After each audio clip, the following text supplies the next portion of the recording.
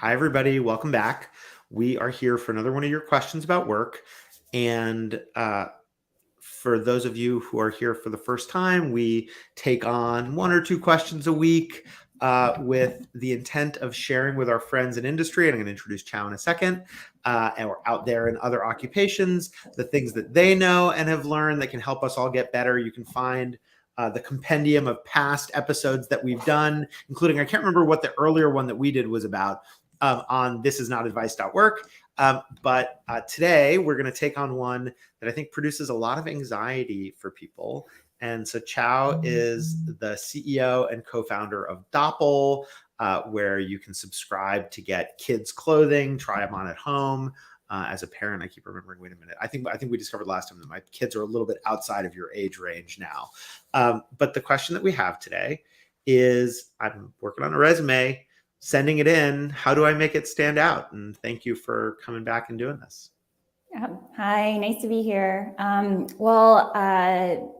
Dopple and pretty much every startup, we have, a lot of open positions, some that are evergreen and some that were priority hires. And we're looking through so many resumes at a time. And now with the rise of, it being easier to apply to any jobs on LinkedIn, so many recruiting tools, software out there, the volume is, it's great, right? So we have more volume of applicants, but we have to be more ruthless in terms of reviewing them. Just, there's only so much time. And so I would say the first thing I would advise is that it's actually surprising how many people don't reach out to the hiring manager or the recruiter or the people operations manager, even just through a LinkedIn message or a cold email. Right? They just like hit submit on the website and they assume that there's some fair Plinko game. Like if you remember, what is it? Price is Right, where you drop in the little plastic disc at the top and it bounces around. It's like, nah, you got to figure out a way to build some relationships and work the system a little bit. So obviously, if you have a warm intro, that's always best. But if you don't, such a small fraction of people reach out, and I actually look at those. So a lot of people will message me on LinkedIn. I sometimes respond, sometimes I don't have enough time to respond from the sheer volume. But I always make note of those people, and we at least take a closer look at their resume amongst everyone else. So that's pretty basic, but just so few people do that. The next thing I would say is less is more on their LinkedIn profile and on their resume. I think people just you can't do justice to all that you've done and accomplished. So they just try to squeeze in more. So what I would try to do is just, stick to, the commonly used, terms or jargon that people are going to understand who are hiring, and then just keep that, even to see, just some white space. So it's even easy to quickly read. And so that's also surprising that people have just such long descriptions and they don't realize that 1,000 people have applied for that role. So nobody's going to read it that closely if it's just too full. Let me see. The third thing is that after every interaction, I remember when I was in college, we were told that always send a thank you note, always send a follow-up. If nothing else, other than being polite, just to keep yourself top of mind as they're recruiting for other roles and all these things are going on. And I would say probably less than 20% of people do that. So they're pretty simple things, but we've gone back and talked to people that we talked to 6 months ago, a year ago, because they really made an impression, but at the time it wasn't the right fit or timing for them. And we wouldn't have done that if, we didn't remember them. Yeah, it's interesting. It strikes me that what you're describing, and I'm curious if you'd agree with this, is less that there's some magical thing you can do to your resume to have it stand out, and more that there are ways to get it wrong by overloading it, and that the way you stand out is by what you do around the resume in how you reach out or communicate or something like that. Is that kind of, do you think, the right way to think about it? Yeah, totally. Nobody's going to look at the resume closely if it's amongst so many other ones. You need just some kind of intro. So even if the cold email doesn't get responded to, it probably gets seen. I think that it's a really good point that, for roles in companies like the ones that we work for, where it's you're dealing with information and, you're a professional kind of previously office-based, now maybe work from home occupation. It's very rare to have a resume that in the absence of any context, I'm trying to think of when this ever happened. You're like, whoa, we got to talk to that person. It's usually that you have people you disqualify.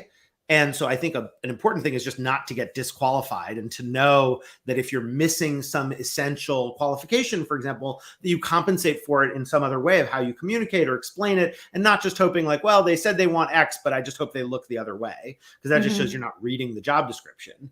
And then once you're qualified, meaning like you haven't been rejected out of hand, then the things that do make you stand out, I think, are very rarely in the resume. I mean, I'm trying to think if there are any exceptions to that. I think the only exception I know of is if you have some one searing example of an experience that is really the reason you would hire the person. Like, I did exactly this job at this other very similar company or something like that. Then pointing it out and having a little more detail on that thing can matter. And I just say generally, my only other thought is people's resumes. First of all, LinkedIn is kind of, in at least in the work we do, the default resume.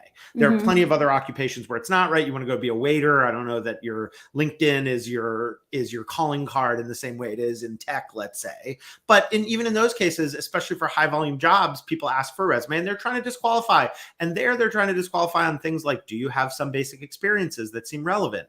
Do you present yourself well? That kind of thing. LinkedIn kind of takes a lot of that off the table because you don't have to decide formatting and you don't have to decide, like what order to put things in, and all kinds of other things are standard. That said, when you do decide formatting, and some people do ask for a resume, the thing that often strikes me is how often people think they have to adhere to a template without thinking through what it says. Like, for example, I've seen people who are like an executive at some big tech company for 12 years. And then they had a job before that where they were at a place for like a year that wasn't that important because it was like ancient history. And both of them have 4 bullets in their resume because that's what the resume was. It's like, that's just silly. One is like a really important thing that's part of who you are. And the other one is like a thing you did for the summer. And so just knowing, I guess, knowing which conventions you can bend and which ones you can't also feels like part of it. Are there any resumes that you remember in particular from like what was on the resume? I definitely remember, when people write an intro blurb, I actually do read those because they allocated space for them. We also anyone in any kind of design role, obviously, like it should be well designed and laid out. I'm trying to think if there's definitely been emails from applicants. So I guess like a cover email that have really piqued interest. So some people really know they're going to write a subject line that gets opened. And so the resume is almost just like a reference tool after that. Clearly, it's almost like an interview guide for the conversation in some ways too. Yeah, totally. I would say the other thing that is really memorable is I think most people don't know how to use recruiters, both the companies that are working with recruiting really well put, and the applicants. So like you're both doing sales. So if you're a company, that recruiter is working with multiple companies. How are you, especially as a startup, going to get the best, the best of their pool of candidates they're speaking to? You got to sell yourself and sell the company so that you're top of mind as you're talking to job seekers. And then for the job seeker, basically the recruiter is speaking on your behalf. So the better you sell yourself, the harder they're going to sell you to other opportunities. And it's really amazing how I don't think companies or people necessarily realize that. This is very much like squeaky wheel gets the grease if you're on either side of working with a recruiting firm. Yeah, I love that. I mean, I think it's such a good point. And a lot of candidates also don't realize that the recruiter really does work for the company. And so like, they're like, well, if you see anything else for me, and it's like, yeah, we have a recruiter who we've worked with who does send us things that are like somebody who is seeking something else. And I'm like, that recruiter must be amazing that he can do that because it's so rare. All right, Chao, any other parting thoughts before we wrap? I feel like we've given a lot of like really good life nuggets here, despite it not being advice.